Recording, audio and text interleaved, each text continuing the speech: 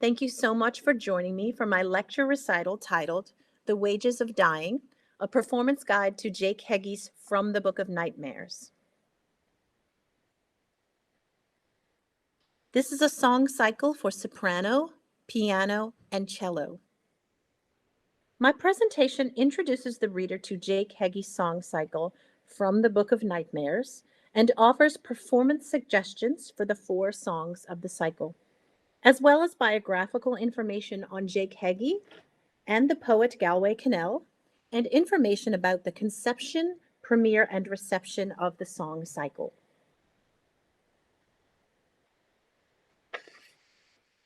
John Jake Heggie was born March 31st, 1961, in West Palm Beach, Florida. The composer became interested in piano at the age of 6. His parents were both in the medical field, but his father's interest in music, especially jazz, influenced Heggie tremendously. Tragedy struck the Heggie family when John Heggie left their house outside Columbus, Ohio, one day and vanished. Heggie was only 10 when his father was found dead in a field where he had shot himself. In high school, Heggie and his family moved to Martinez, California, where he met his first great artistic mentor, Ernst Bacon, in 1977. According to Heggie, the private tutelage of Ernst Bacon opened the door to what music could be. It was Ernst Bacon who set Heggie on the path to art song composition. Heggie's personal struggle with his sexual orientation began to wreak havoc on his development as an artist, however. He knew he was gay, but was told that gay people were bad, so he suppressed these feelings and buried himself in piano and composition. After high school, Heggie studied at the American College in Paris, which was a liberating experience for the composer. It was there that he was introduced to classical singing and opera. In 1981, after 2 years in Paris, he returned to California to study at UCLA with the great pianist Joanna Harris. Through Joanna Harris, he began to understand what being a composer fully entailed. What the composer did not realize at the time was that his teacher was in love with him. At the age of 21, Heggie married his teacher, who was nearly 70. Harris would not accept divorce, so the couple agreed to remain married and live a celibate life. In 1991, Harris developed cancer, and in 1993, the couple decided it was time for Heggie to move on. Heggie made the fortuitous move to San Francisco, where he eventually landed a job as the public relations writer for the San Francisco Opera. While working in public relations, Heggie presented famous mezzo-soprano Frederica von Stade with some of his folk song arrangements. She loved them so much that she instantly became one of Heggie's biggest advocates and began programming his works in her recitals. And very soon, famous singers, including Renee Fleming, were approaching him for new compositions. Heggie and Harris stayed in touch until her death in 1995, and the couple never divorced. With physical therapy, Heggie's condition subsided and he began to compose prolifically and concertize with high-profile singers. Though he had never composed for the genre before, company director Lotfi Mansouri believed in his talent, and in 1998, San Francisco Opera officially announced the premiere of Dead Man Walking and named him the company's first composer in residence. The opera premiered at San Francisco's War Memorial Opera House in October 2000 and featured superstar mezzo-sopranos Susan Graham and Frederica von Stade. This success allowed Heggie to finally focus on composition. Heggie's great operatic success, Moby Dick, was commissioned by a consortium of 5 opera companies, including the Dallas Opera, where it premiered in 2010. Jake Heggie currently lives in San Francisco with his husband, Kurt Branham, and their son. Jake Heggie describes his compositional style as lyrical drama. asserting that his music has a very American sound with lyricism and a long vocal line in service to the drama. Heggie's compositions consist mostly vocal works and include 8 full-length operas, several one-acts and choral works, and more than 300 songs. Because Heggie focuses on the story and the characters, a style emerges that is both praised and criticized for being eclectic. But Heggie insists that each piece is so different because the music exists to serve the drama. As a song composer, Heggie works diligently to tailor his songs to the specific talents of the artists who sing them. And for this reason, Heggie is one of the most sought-after American composers of the 21st century. When writing from the Book of Nightmares, Heggie began with the poetry of American poet Galway Kinnell, who first emerged as a noteworthy American poet when he won both the Pulitzer Prize and the American Book Award in 1983. The poet grew up in Pawtucket, Rhode Island, and attended Princeton University, but his education was interrupted in 1944 when he served in the U.S. Navy. Jake Heggie's song cycle is based on Kinnell's 1971 book-length poem, The Book of Nightmares, which is dedicated to Kinnell's children, Maud and Fergus. The births of the poet's 2 children are the framework of the poem, and we are presented with the raw emotion of a father who fears his own mortality. Kinnell says the poem contains the twin fears that parents of small children feel: the fear of losing the children and the fear of leaving them. The idea to set songs from the Book of Nightmares began on the floor of a bookstore in California with Lisa Delon, the soprano for whom the cycle was written. Delon says she was sitting on the floor of the bookstore with her shoes kicked off, perusing volumes of poetry when she found the Kinnell poems. The cycle premiered in San Francisco at a benefit with Noe Valley Chamber Music on May 19, 2013. Weeks after Delon's album, The Hours Begin to Sing, was released by Pentatone. The cycle has received both positive and negative feedback from critics. William Headley says, "Not every composer would have found Galway Kinnell's poetry suited to musical setting." Opera News, however, praises the recording of the cycle, saying, "Spooky cello harmonics and wispy piano roulades beckon the listener into Heggie's looking-glass world." When composing from the Book of Nightmares, Heggie was searching for a theme that was relentless. The theme in From the Book of Nightmares is twofold, according to Heggie. It is the child's nightmare that wakes him up in the night, and the parent's nightmare. In this example, the cello will present the main theme of the cycle.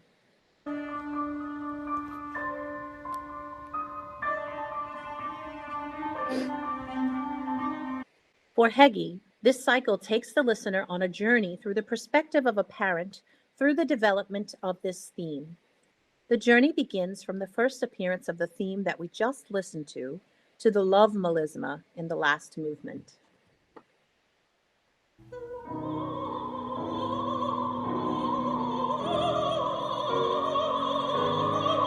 The level of difficulty for these songs is moderate due to the often murky tonality and tonal juxtaposition between the instruments, combined with its rhythmic difficulty.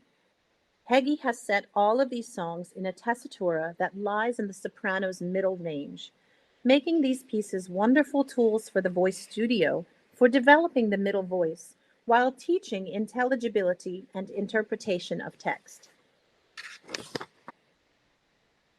This first song, You Scream, tells the story of a mother who is waking up to the screams of her child who is having a nightmare.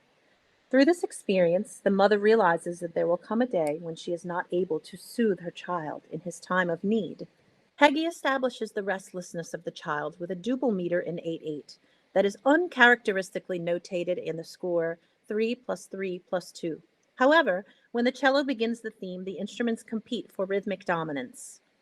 This struggle represents the child's nightmare throughout the prelude, which concludes with the screams of the cello in measures 28 through 30, as the mother wakes to the screams of the child.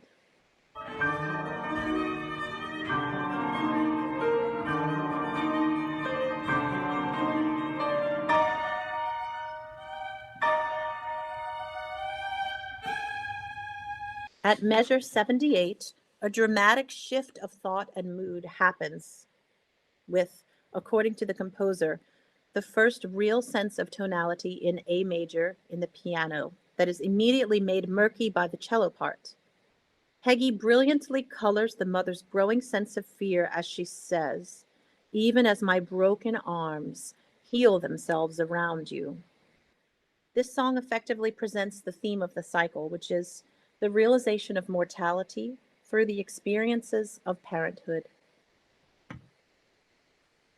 The second, more playful song is called In a Restaurant, and it is a caricature of a child's disruption in a crowded restaurant. The theme evolves in this second piece by taking the 8/8 rhythmic pattern, 3 plus 3 plus 2, and stretches it out to 3 plus 3 plus 3 plus 2 plus 3. In this example, the pizzicato of the cello and the syncopation of the piano part oscillate between 6/8 and 5/8, giving the listener the sense of the back and forth traffic of the waitstaff and even the clanging of the silverware on the plates.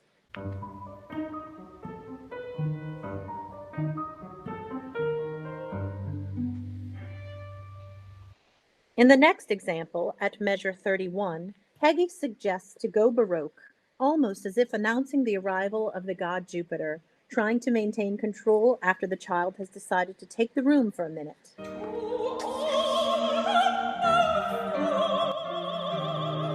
The child, however, wins, and the singer takes on the role of the child and suddenly cries, "Kaka!" And at the end, Heggie closes the curtain on the musical scene with his rising parallel 6. In a Restaurant is a snapshot of a child who is ever growing and changing and demonstrates Heggie's sensitivity to the human experience, which would not be human without laughter. My Father's Eyes is the most poignant of the poems. Once again, pondering her own mortality, the soprano is with her child in his dark room and sees her reflection in her child's eyes, which brings her back to the moment when she saw her reflection in her father's eyes as he took his last breath. In this example, a new mood is created by the cello and piano as they begin this song, which seems to be suspended in time with the piano's steady, gentle, repeated roulades, giving a sense of inner turmoil by a long suspension of the same seventh chord.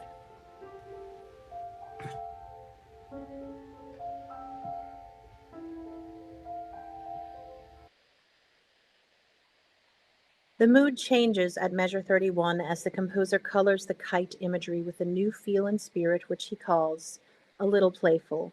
When coaching this piece with the composer, he explained this sentiment as playful because the image of the kite brings to mind his own childhood.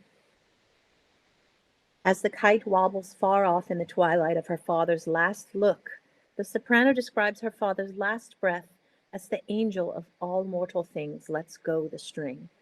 The soprano's desire to cling to her father manifests itself here in the return of the nightmare motive by the cello at measure 50, when the rhythmic dichotomy returns. In this example, as the soprano repeats the text, "Let's go," in measures 60 to 63, the dichotomy ceases as the cello plays half-note figures, suggesting that here the soprano comes to terms with letting her father go before she hums what sounds like a sweet amen.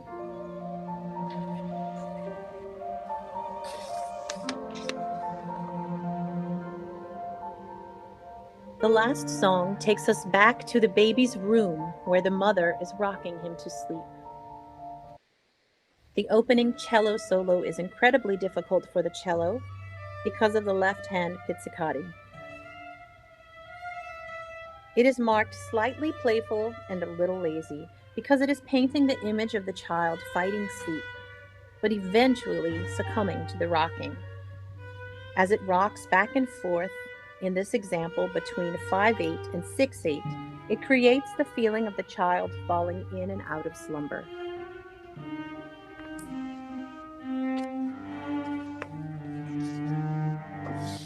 The mother begins a gentle lullaby, accompanied only by cello, until measure 46 when the piano enters with a new sound world, as her mind shifts focus to the future. Throughout the cycle, the cello has been representative of an inner turmoil. But here, at measure 53, according to Heggie, there is great harmony between the cello and soprano. Finally, her head and her heart agree that everything is going to be okay. In this example, "We will walk out together among the 10,000 things" represents a parent and child going out together and playing and looking at all the world has to offer.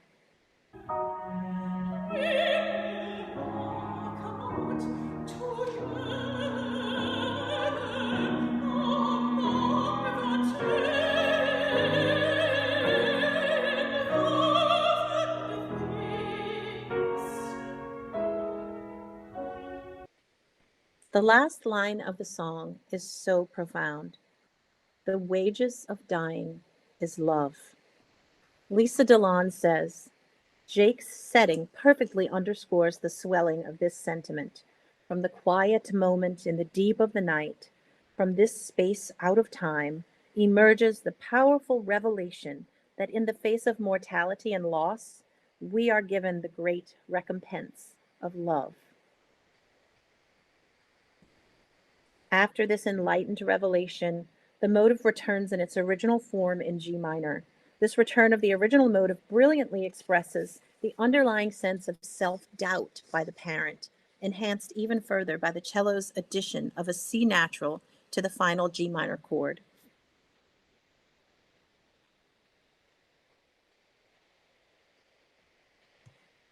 Heggie's cycle takes the listener on a journey from "You scream, waking from a nightmare" to "The wages of dying is love." It is an incredible emotional exploration of the realization of the fleeting nature of life through the experiences of parenthood. Upon each new look at the cycle, I discover some new way in which Heggie has enhanced the already brilliant poetry. I would encourage any soprano, cellist, and pianist with the necessary technical ability to study this beautiful American song cycle.